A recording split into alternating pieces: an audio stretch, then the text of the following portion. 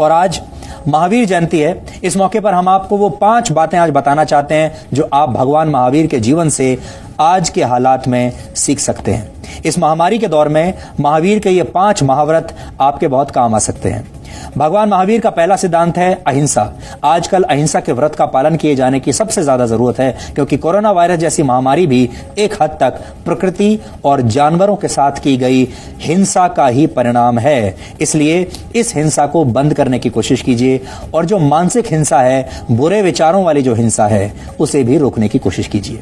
महावीर का दूसरा सिद्धांत है सत्य, यानी आपको किसी भी सूरत में झूठ नहीं बोलना। भारत में कोरोना वायरस के फैलने का बहुत बड़ा कारण झूठ भी है, क्योंकि कई लोगों ने संक्रमित होने के बावजूद इस बात को सबसे छिपा कर रखा और आज नतीजा आपके सामने है। इसलिए महावीर से प्रेरणा लेते हुए आपको सत्य के मार्ग पर चलना चाहिए। अगर आपको या आपके परिवार में किसी के संक्रमित होने की आशंका है तो फौरन प्रशासन को इसकी जानकारी दें। यहां से आप सत्य के साथ अपना एक्सपेरिमेंट शुरू कर सकते हैं। भगवान महावीर का तीसरा सिद्धांत है अपरिग्रह। जैन साधु अपने पास कभी पैसा नहीं रखते, ना ही भौतिक वस्तु रखते हैं। इससे यह सीख मिलती है कि आपको अपने जीवन में मिनिमलिज्म को अपनाना चाहिए, यानी आपको जितने की जरूरत है उतना ही संचय कीजिए। भौतिक वस्तुएं जरूरत से ज्यादा उनका संचय ना करें।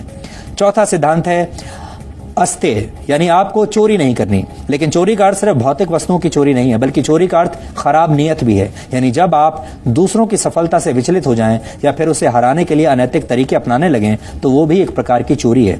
ईर्ष्या भी एक प्रकार की चोरी है और किसी और के मौलिक विचारों को भी कॉपी पेस्ट करना एक चोरी है।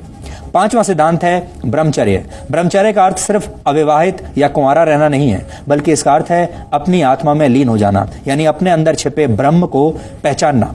बाहर की दुनिया आपको अशांत करती है, इसलिए अगर आप बाहरी दुनिया की परवाह छोड़कर सिर्फ अपने मन की शांति की दिशा में काम करेंगे तो आप ब्रह्मचारी कहलाएंगे। भगवान महावीर ने ये सिद्धांत आज से हजारों वर्ष पहले दिए थे, लेकिन आज उनके सिद्धांतों का पालन करने की सबसे ज्यादा जरूरत है, क्योंकि ऐसी महामारियों को महावीर के विचार ही हरा सकते हैं।